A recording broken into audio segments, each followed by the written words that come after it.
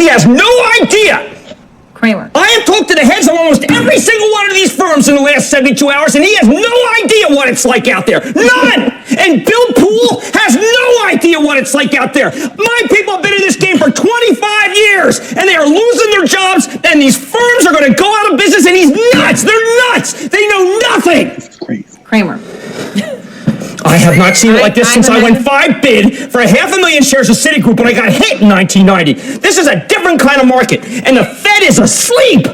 The definition of stupid is doing something that hurts yourself while hurting others. This could not be more stupid. Can enlighten us with more. 20 hours Kelly, we are just sifting through everything that we're seeing in this Truth Social post, but two major developments. I'm going to go first that the president says he is authorizing a 90-day pause and substantially lowering the reciprocal tariff during this period of 10% effective immediately.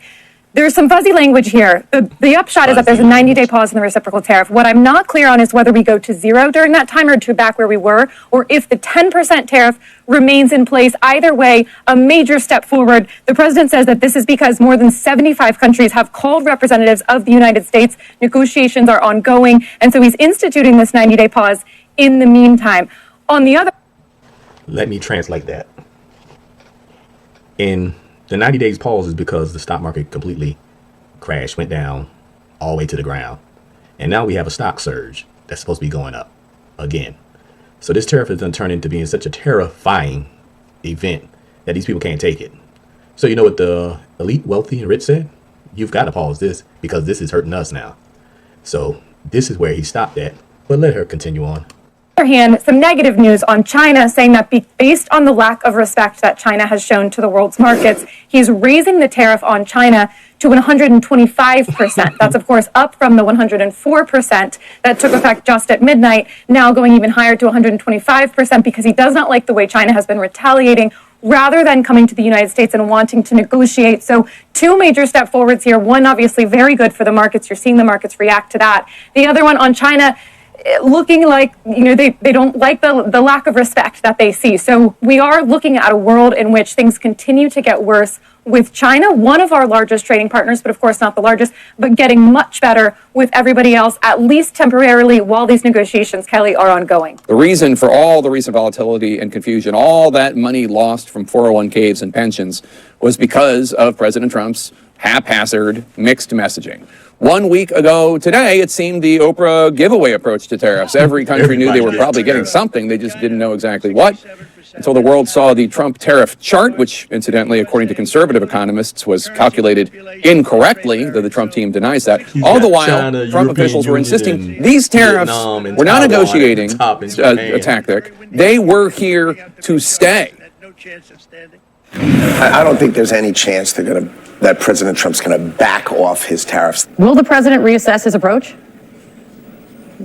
No, Yes. The president is firm in his approach, and the president is ensuring economic stability here in the United States of America. Would you be open to a pause in tariffs to allow for negotiations? Well, we're not looking at that. He's not considering an extension or a delay. He expects that these tariffs are going to go into effect. This was driven by the president's strategy. He and I had a long talk on Sunday, and this was his strategy all along. Can you walk us through your thinking about why you decided to put a 90-day pause? Well, I thought that people were jumping a little bit out of line. They were getting yippy, They were getting a little bit yippy, a little bit afraid. You said that these tariffs would go into effect on Monday. You said no pause. Today there is a pause. So how can people believe your word today? It's not a question of that. You have to have flexibility.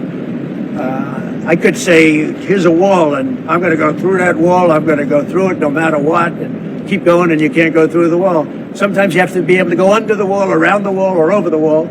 Speaking at a NASCAR event at the White House, President Trump explained why he paused a wave of tariffs on much of the world hours after they took effect. A deal's going to be made with every one of them, and there'll be fair deals. I just want fair. There will be fair deals for everybody. Earlier, Treasury Secretary Scott Bessent insisted the pause has always been part of President Trump's strategy. President Trump created maximum negotiating leverage for himself. We are willing to cooperate with our allies and with our trading partners who did not retaliate. It wasn't a hard message. Don't retaliate, things will turn out well. But before the announcement, Europe did retaliate with 25% tariffs, and China responded with 84% tariffs on U.S. goods. That in response to earlier tariff hikes from the Trump administration. The U.S. continues to impose excessive tariffs and Did y'all just see that? Made in America products was getting stitched on clothing that was made across seas. I was just watching that and I noticed that this is crazy. So nothing is made in America. Wow, let's continue. Bullying behavior. President Trump's mercurial tariff policy has led Europeans to rethink their trade alliances. Spanish President Pedro Sanchez met with leaders in Vietnam, which also faced steep tariffs now on hold. He put it bluntly. No one wins with trade wars. All countries lose. President Trump signaled as much at a Republican dinner last night. These countries are calling us up, kissing my. They are dying to make a deal. Please, make a deal. In fact, just as U.S. markets were opening for the day, Trump gave investors a specific message, posting on Truth Social, "Be cool," and "This is a great time to buy." Everything has stalled. And so there's been a freeze until we get better clarity. And the hope is the administration moves quickly through the uncertainty. I think our economy is going to continue to lose steam. Echoing that view at the time, J.P. Morgan Chase CEO Jamie Dimon on Fox Business. Do you personally expect a recession? I am going to defer to my economist at this point, but I think probably that's a likely outcome. On Wall Street, a sell-off of U.S. Treasuries overnight roiled the bond market as some investors fear the U.S. may no longer be a safe long-term bet. Asked if that was a factor in freezing tariffs, Trump told reporters, The bond market is very tricky. I was watching it, but if you look at it now, it's beautiful. The bond market right now is beautiful. When you have the bond market, when people in the foreign countries are buying out of your bond market, that means that they don't trust your economy. So at that point, they're saying that we're going into a recession because the bonds is the most secure form of buying a part of a country. So when they go from your stocks to your bonds, they're saying that they don't trust your economy. So that goes on to show that it's going to be a rough ride.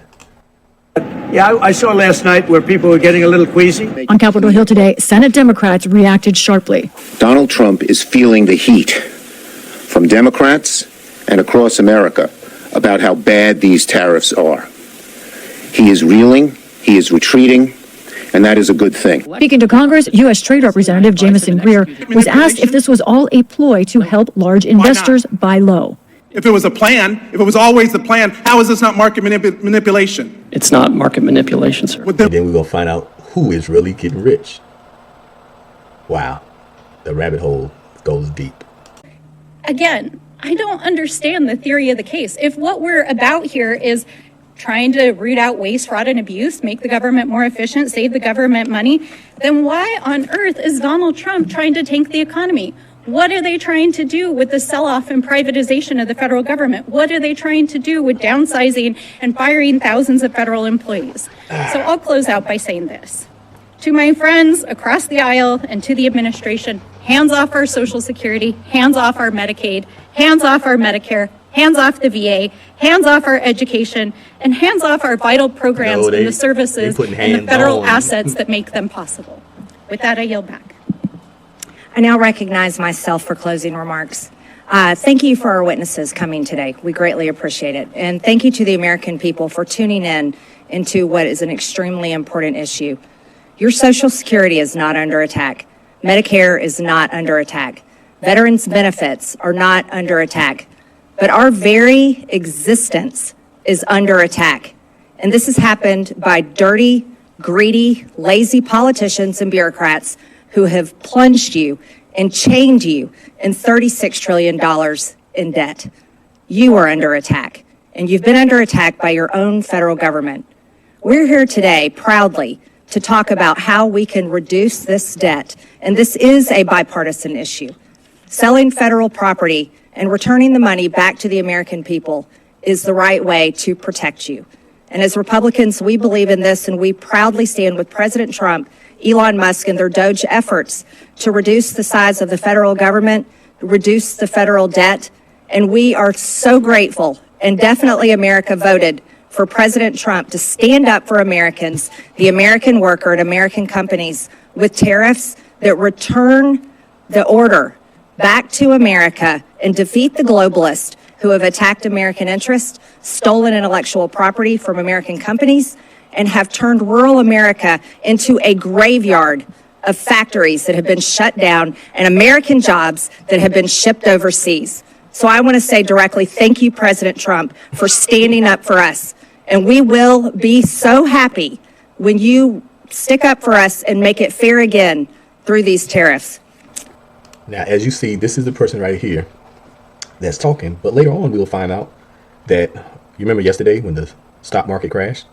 So many of the millionaires and billionaires, when the stock market went down and crashed, they was able to buy stocks at a very low price. And all the people that lost their 401ks and it went down drastically, a lot of them was forced to sell out of fear. And then the rich was able to buy a lot of these at what they call dirt cheap prices. So let's see what's going on with her. Mr. Trade Representative, are you aware that the tariffs have been paused? I am, yes. When were you made aware of that? Well, I understood the decision was made a few minutes ago. Sitting here. Under discussion. Sitting here, under discussion. So did you know that that this was under discussion, and why did you not include that as part of your opening remarks? So typically what I don't do is divulge the contents of my discussions. What are the details of the pause?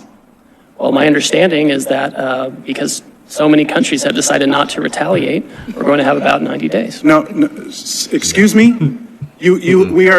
China increased their tariffs on the United States. Trump blinked. What's the blink, sir? What do you know about this pause? What are the details of it? Well, the details, as I understand it, is that China continues to retaliate. Other countries didn't retaliate. The president 2 or 3 days ago said we wanted to negotiate with those countries that asked for meetings. That's what we're doing. What are the details? How long is the pause? How many days? How many weeks? I understand it's 90 days. I haven't spoken to the president since I've been. So the trade representative hasn't spoken to the president of the United States about a global reordering of trade. Yes, I have. And I've just been in the hearing with you, sir. But yet he announced it on a tweet. WTF? Who's in charge? The president of the United States is in charge. And what do you know about those details? Well, as I mentioned, it looks like your boss just pulled the rug out from under you and paused the tariffs, the taxes on the American people. There's no strategy. You just found out 3 seconds ago, sitting here, we saw you. We've been discussing a variety of If you came here knowing that you were going to be turned off, that these tariffs were going to be turned off, why didn't you include that in your opening statement? Why didn't you reference that as part of your testimony? Well, I don't disclose my conversations with the president, sir. These were specific questions we asked you all along. What's the strategy? These are real consequences for the American people and small businesses. I had a group of small businesses in my office earlier today talking about the impacts of these tariffs on aluminum and steel. This is amateur hour, and it needs to stop. What does this even mean for your negotiating strategy? How are you in charge of negotiation if the president is tweeting about this from wherever the hell he is? The president was elected, and he runs the trade policy, and I advise him and execute his. Who executes the trade policy? I execute the trade policy. Did you know that this was happening? We have been discussing all kinds of. And there's another member of the cabinet, Bessent, who just canceled coming to the Hill to avoid talking about the market because it's in turmoil. This in just days because there was no strategy, there was no plan. The president chose to take actions that he didn't even have the authority to take. He's put our economy in disarray and near collapse. We have small businesses and Americans who are concerned about their well-being, people's retirement, people's 529 accounts went down because of this administration. We have people that are planning to send their kids to college this fall. People who are retiring whose benefits have declined. Is this market manipulation? Yes. No. Why not? If it was a plan, if it was always the plan, how is this not market manipulation? It's not market manipulation, sir. Well, then what is it? Because it sure is not a strategy. We're trying to reset the global trade system. It's offshore all of our factories. What has that done? How have you achieved any of that? But to enact enormous harm on the American people, which was our concern from the very beginning. Tariffs are a tool. It can be used in the appropriate way to protect U.S. jobs and small businesses. But that's not what this does. So if it's not market manipulation, what is it? Who's benefiting? What billionaire just got richer? And all the while, there are not even any Republicans left in this hearing. They all left because they don't even want to defend this. But meanwhile, the Speaker is rushing to the floor to pass a budget reconciliation to screw America by passing the biggest tax cut in history on the backs of the American people? WTF? Who's in charge? Because it sure doesn't look like it's the trade representative. You just got the rug pulled out from under you. I wish I could feel some empathy, but the empathy I have is for the American people, whose very well-being and livelihoods are being affected. This is not a game. This is real life. I yield back.